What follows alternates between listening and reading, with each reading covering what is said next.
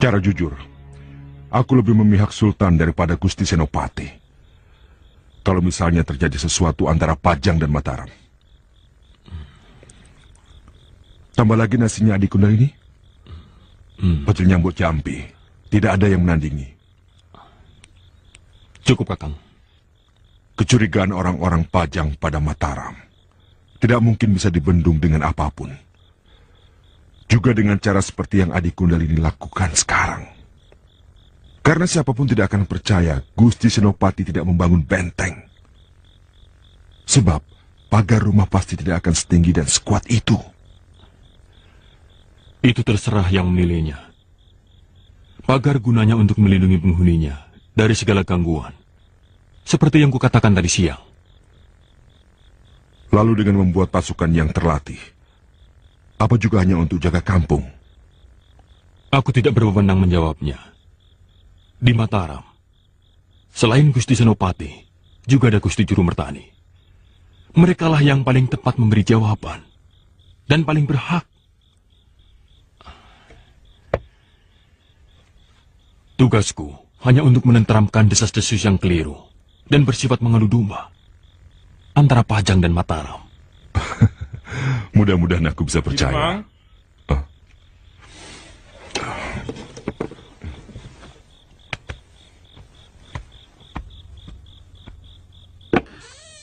Ki Demang, beberapa orang warga sudah berani kurang ajar pada Ki Demang. Apa yang mereka lakukan? Mereka menuju rumah Ki Dadap Ayam dan mengadukan nasibnya di depan Mahesa Kayun. Mereka menjelek-jelekan Ki Demang. Mereka meminta Mahesa Kayun untuk menjadi Demang.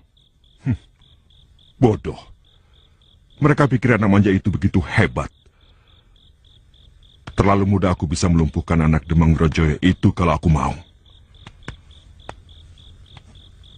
Apa yang kalian lakukan pada orang-orang itu?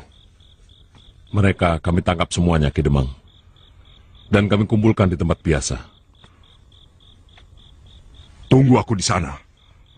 Aku tidak mau kejadian macam ini muncul lagi. Ampun Ki Demang. Kehilapan ini tidak akan pernah terjadi lagi. Kami pamit, Ki Demang.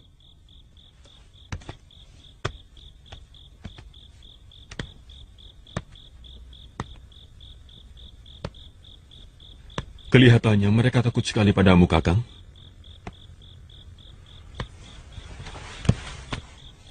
Seorang pemimpin harus ditakuti. Sehingga semua rencana akan berjalan lebih terarah. Bagaimana bisa membangun kalau bawahan menentang pemimpinnya? Mungkin ada betulnya. Tapi kalau menurut pendapat saya, jika bawahan atau rakyat begitu takut pada pimpinannya, maka masyarakat tidak akan bisa berkembang. Rasa takut akan membuat mereka menjadi kerdil, mandek, malas berpikir karena takut berbuat salah. Menurut pendapat saya ini sangat berbahaya. Karena rasa takut yang begitu menumpuk akan menjadi ledakan hamuk dengan pikiran nekat. Rakyat yang diberi kebebasan jauh lebih berbahaya, Adik Kundarini. Kebebasan selalu menimbulkan keberanian yang berlebihan untuk membantah atasan. Bahkan bisa-bisa memberontak. Tentu bukan kebebasan yang seenaknya yang kumaksud, Kakang. Seperti di Mataram misalnya. Gusti Senopati Ingalogo tidak ditakuti. Tapi disegani karena kebijakannya. Rakyat Mataram tidak takut pada pimpinannya. Tapi semua orang tunduk pada perintah Gusti Senopati. Mereka mau bekerja keras. Ikut memikirkan pembangunan tanah perdikan itu. Hingga kalau boleh dibilang sombong, pada saat ini, hanya Mataramlah tanah perdikan yang merupakan surga bagi para penduduknya. Baik bagi penduduk lama yang kebanyakan orang-orang dari Selo, maupun bagi pendatang baru. Adik Kundalini, setiap pemimpin punya cara masing-masing untuk menangani daerahnya. Dan caraku yang paling cocok untuk menghadapi penduduk Kalisengoro yang malas dan dungu. Kalau perlu mereka dicambuk. Maaf, saya tidak mau mencampuri urusan Kakang. Maaf. Tapi kalau menurut pendapat seekor kerbau tidak pernah tahu apa yang dia lakukan dan untuk apa ia lakukan. Memang, mereka tidak perlu tahu.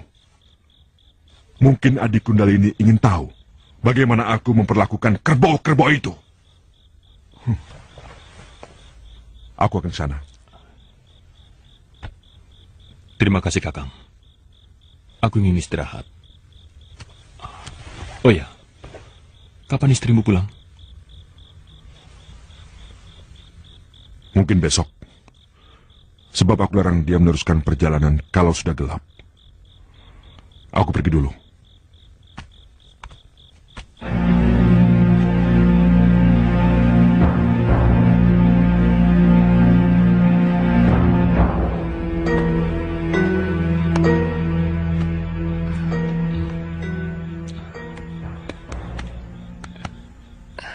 Dek. Maaf, Dek.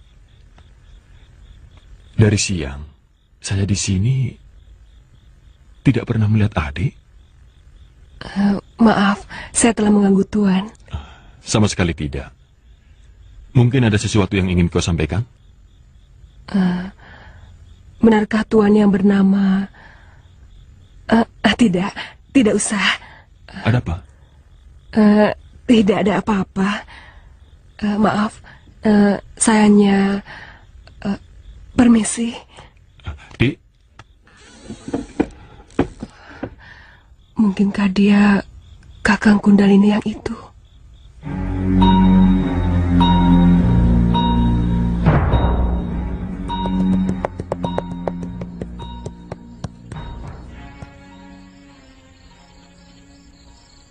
Kalian benar-benar kerbau yang tidak punya...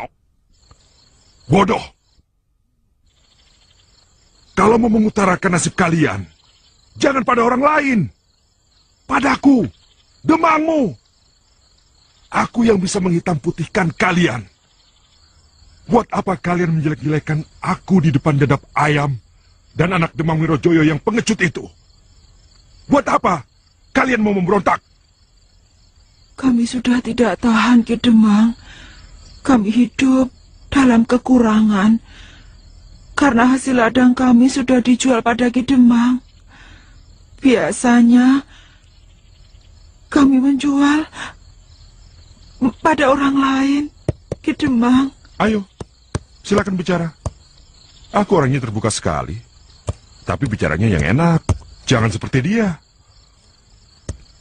Mau ngomong mau dipikir dulu benar tidaknya.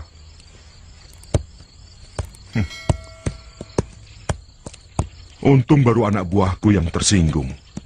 Kalau sampai aku. Jadi kalian tahu bahwa tindakan kalian mengadu pada orang lain itu salah.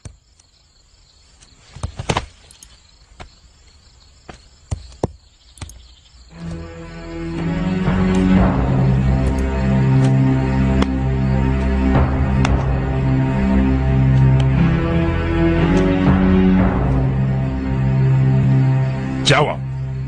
Benar atau salah? Iya, saya mengaku bersalah. Dan saya berjanji tidak akan mengulangi lagi. Bagus kamu. Kamu? Iya, saya bersalah. Saya tidak akan mengulangi kesalahan saya lagi. Aku senang kalian mengakui kesalahan. Karena hanya orang-orang yang berani mengakui kesalahan, maka mereka akan bisa menjadi orang yang benar. Tapi jangan buru-buru senang, karena setiap kesalahan harus ada hukuman. Supaya kalian harus selalu mengingat untuk tidak membuat kesalahan lagi. Ki Gedong dan Geninten, kalian yang tahu berapa berat hukuman untuk para pemberontak. Baik, Ki Demang.